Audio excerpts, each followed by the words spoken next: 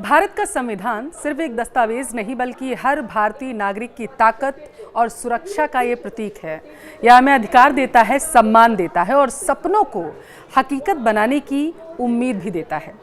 आपको पता भी नहीं होगा, लेकिन हमारा संविधान हमारे रोजमर्रा के जीवन पर भी बहुत गहरा असर डालता है, क्योंकि यह हर भारतीय नागरिक का सबसे बड़ा हथियार और सबसे मजबूत ढाल है। तो चलिए इस वीडियो में आपको बताते हैं कि संविधान नागरिकों के लिए आखिर क्यों इतना जरूरी है। नमस्कार, आपके साथ मैं पल्लवी रविंद्र सिंह। देखिए, संविधान के भाग 3 में अनुच्छेद 14 से 32 तक आपको 6 मौलिक अधिकार मिलते हैं। समानता, स्वतंत्रता, शोषण के खिलाफ, धर्म की आज़ादी, सांस्कृतिक, शैक्षिक अधिकार और इसके साथ सबसे ताकतवर संवैधानिक का अधिकार जो है वो मिलता है, वो अनुच्छेद 32 के अनुसार मिलता है। अगर कोई आपका अधिकार छीन लेता है तो आप सीधे सुप्रीम कोर्ट जा सकते हैं। और सबसे बड़ी बात ये कि यह अधिकार आपको सरकार से भी सुरक्षा पूरी तरीके से देता है।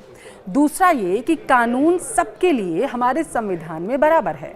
देखिए, अनुच्छेद 14 यह कहता है कि राज्य किसी नागरिक के साथ भेदभाव नहीं कर सकता है, चाहे आप अमीर हों, गरीब हों, हिंदू हों या मुस्लिम हों, पुरुष हो, महिला हो। कानून की नज़र में सब लोग एक समान हैं, बराबर हैं। संविधान ने जाति, धर्म, लिंग के आधार पर होने वाले भेदभाव को भी जड़ से ख़त्म करने की कोशिश की है। यह आपको आत्मसम्मान से जीने का मौका देता है। संविधान हमें अभिव्यक्ति, विचार और बोलने की आज़ादी भी देता है। अनुच्छेद 19 के अनुसार आप अपनी राय रख सकते हैं बिना किसी डर के, बिना किसी झिझक के। देखिए, सरकार की आलोचना भी आप इसके अनुसार कर सकते हैं, प्रोटेस्ट कर सकते हैं, बशर्ते शांति भंग नहीं होनी चाहिए। बिना संविधान के कई देशों में लोग अपनी बात कहने तक से डरते हैं।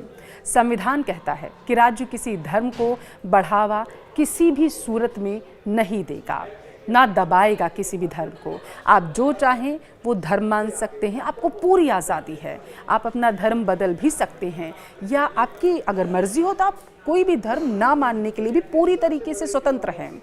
या विविधता वाले भारत के लिए सबसे ज़रूरी है, ताकि कोई भी धर्म के नाम पर आपको किसी भी तरीके से परेशान ना कर पाए।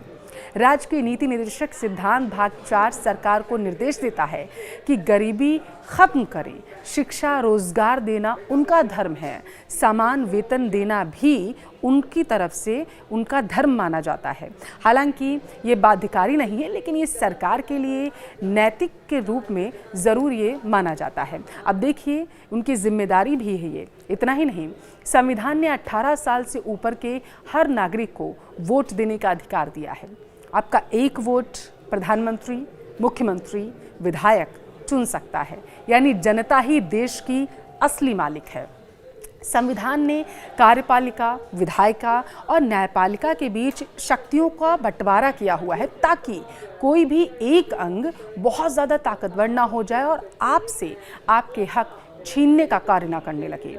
और सबसे महत्वपूर्ण आपके लिए ये जानना है कि हमारा संविधान कठोर नहीं है, लचीला है।